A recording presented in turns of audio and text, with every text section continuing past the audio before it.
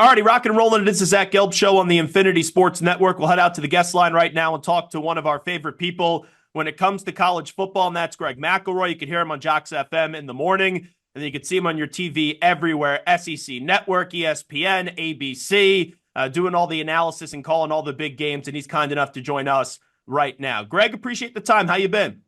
Good, man. Appreciate you having me. Big week for college football. Yeah, I didn't think my first question to you would be something other than Alabama and Georgia related, but this Matthew Sluka story is really crazy. It's a he said type of situation, but it looks like right now he was promised something in terms of NIL from UNLV, and I guess he wasn't getting those payments, and now he's going to redshirt and sit out the season. So as a former college quarterback who didn't play in the NIL era, though, how do you kind of process this crazy one?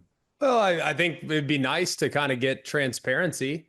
That's the key. I feel like this is all right now. He said, she said. Matthew Sluka's dad is out there saying that he wasn't paid. They're saying that his living expenses weren't covered. Meanwhile, sources within the UNLV program say that every single payment was met. And that Matthew demanded more money after the bye week and the win against Kansas. So I don't know how to see it. I know it's not ever a good look in college football to see things like this going down. It deflects attention away from the sport. And there's a lot of great stories in the sport, but I don't know who to believe. I don't know what's true. I don't know what's not. All I know is that leaving after 4 games is never a good look, and not necessarily fulfilling payments if there were obligations made and they weren't. That's not a good look either. So I feel like this all could end pretty quickly. All you have to do if you're the Sluka family, you just have to say, hey, look, here's the bank statement right here, right in front of you. No money coming in, and we'd be good. And if you're UNLV and you're trying to prove your side of the equation, all right, here's the bank statement. Here's the money that was entered into your account via direct deposit from our collective, and you're good. So I feel like this could all be cleaned up pretty quickly, and I don't feel like it should be that difficult to just present some evidence of whether there was wrongdoing or whether or not thing was on the up and up. What needs to change in college football? Obviously, I'm all in favor of players getting paid, but it's the wild, wild west on both sides, and there's really no governing body here that could really control this system. Yeah, I don't think anybody has a problem with players being paid. I mean, if you do, then you need to look in the mirror. Like, it's just not that big a deal. Like, I think if anyone were to have a problem with players being paid, it'd be us as former players that didn't get paid. Like we did it, a certain way. Like, I don't care. Like, the world's changed. And guess what? Like, my kids have to wear seatbelts and my parents didn't have to. Like, things change. Like, things adjust in the world, and rules change and things like that. And it's great that they can now hopefully get a head start financially for having played college football. It's awesome. What I would also say to this is it's pretty simple, I think, but we need to figure out who's going to police what's going on. If you can get transparency in what these guys are getting, that'd be huge. Like, it's not like there's a mystery how much Joe Burrow's making by the Cincinnati Bengals. There's not a mystery about the Herbert contract extension with the Chargers or what Trevor Lawrence is making with the Jaguars. Like, everybody knows what they're making. And right now, it's basically a website that says what your NIL value is. And most of the time that website is pretty significantly inflated. So I don't know what to make of it. I know that it's pay for play, which I'm fine with, but I also think it'd be helpful to know what the market demands are for said position, because it'd be impossible for CeeDee Lamb to go to the table and demand money from Jerry Jones if he didn't know what the next highest paid wide receiver was. So I think transparency would be huge. You also have to figure out who's going to enforce it. Is it the conference level? Is there going to be some type of national body outside of the NCAA that enforces it? And then I think you need to do a really good job of cracking down on people that are misleading the player. That might be teams in some cases where they are enticing a player through a third party to enter the portal so that they can transfer. We call it tampering. Obviously, it's a huge penalty in the NFL. It should be in college as well.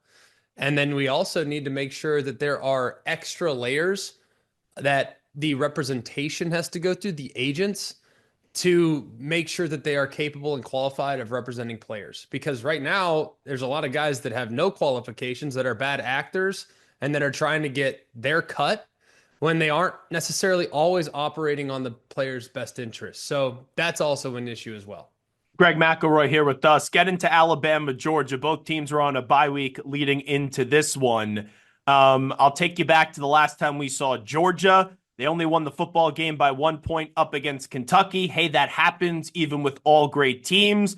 But did you see some concerns from that game that are maybe a bigger issue for the Georgia program moving forward? Concerns is probably, probably not the right word to use. I think that there are things that are very much a work in progress. I'm not worried about it because it hasn't become a trend yet. I think a concern is when it happens once and then it happens again and then it happens again. At this point, they're all it's the anomaly performance. So I wouldn't go as far as to say I'm concerned just yet, but I do think that there are areas where they can grow mightily. I don't think the protection has been super elite this year along the offensive line. They're going to be without one of their best players, their right guard, Tate Ratledge. He got hurt in the Kentucky game. I think Carson Beck has missed more throws and missed more opportunities this year than I can remember down the stretch in 23, excuse me. So that's of concern. There were a couple times in the Kentucky game where guys were running open and he just didn't cut it loose. He was maybe seeing ghosts, or maybe he was a little fooled by the coverage and what they did pre-snap and what they ended up in post-snap. But there were guys open and he didn't cut it loose. So that's of concern. But ultimately, I look at that game too, and there was a moment down the stretch where Georgia's back was against the wall. They were up one, playing 4-minute offense, try to take the air out of the football. And they decided to call heavy play action and rip a corner into a really tight window, and Carson Beck made that throw look really easy. So with the game on the line, after you've played really poorly for 55 minutes, to pull off that throw, I'm not so worried about Carson Beck. Like, he's going to be fine. And then defensively, they were a little banged up along the defensive line. So if they can get healthy, that'll be huge, because I do think their depth was challenged against Tennessee more so than it's been in recent years. Which quarterback, I know both have pressure on them, but between Jalen Milroe and then also Carson Beck for Saturday's contest, which quarterback do you think has more pressure on them? Probably Carson Beck, more pressure. One, it's on the road. Two, they lost to Alabama last year, so this has been one that's been circled all off season. Three, I think he has more to lose. I mean, Carson Beck was the odds-on favorite to be the number 1 overall pick in the 2025 draft. Whereas Jalen, at this point, I don't know what his draft prospects are. I think Kuiper had him as like the number 5 quarterback. I don't know where that lands you. But I think Carson Beck is number 1, and in all likelihood, a top 2 pick in next year's draft, depending on who comes off the board and who's picking first. So it's going to be very interesting, I think, to watch Carson Beck to respond to some adversity, because he did not have many challenges last year. He played pretty dang well pretty much all season. And then the one game they didn't play very well was against Bama, but they had 2-3 weeks to regroup before they played Florida State in the bowl game. So this is kind of an immediate bounce back off the bye week after poor performance. So it's a little bit shorter, but I'm pretty optimistic that we're going to see the best version of Carson Beck on Saturday. When we look at this game, Greg McElroy, I actually had Georgia against Alabama in the national championship game. I was higher than most on Alabama going into this year, which is bizarre to say, but now we're in the post-Saban era. But for Saturday, I kind of feel like Alabama's going to win the game, and then Georgia will get their revenge later in the season. Where are you at on this one right now? Yeah, I lean Bama. It's in large part due to a few things. One, I think Bama is a really dynamic offense. I think they're a little more balanced than Georgia. Georgia's really a pass-first attack. I think they have good backs, but they're a little bit more one-dimensional. Bama, with their quarterback run, complemented with big plays, makes them, I think, a little bit tougher to defend at this point. I'm still not sure at this point for Georgia, like, who's the go-to guy in the passing game. There have been moments where you think it's a guy and then it's not. And I think they are missing Brock Bowers a little bit, that weapon that would really win any matchup and that could take over the game at any moment.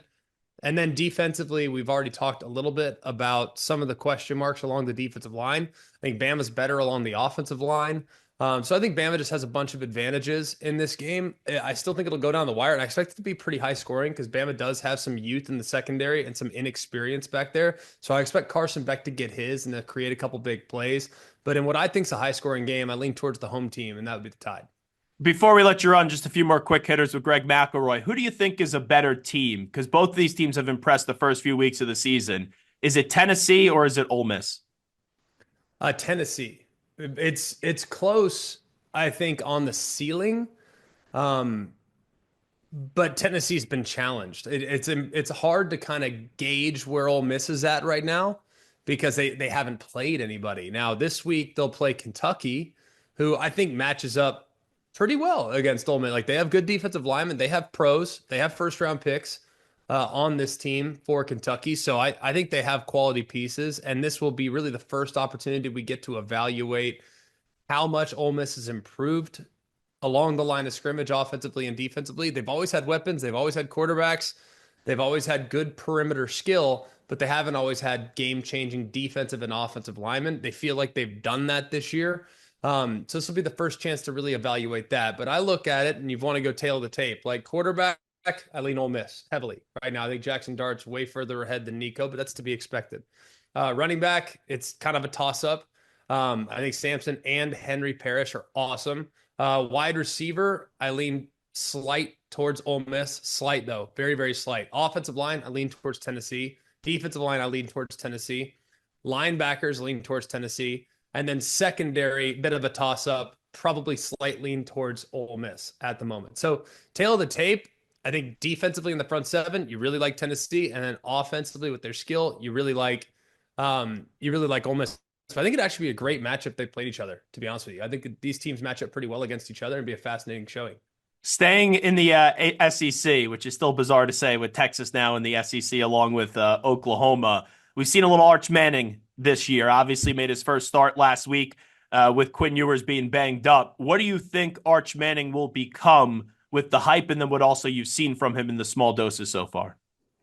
Well, I mean, I think he looks pretty. I mean, he's obviously very talented. We know that. The ball placement's pretty dang good for a freshman.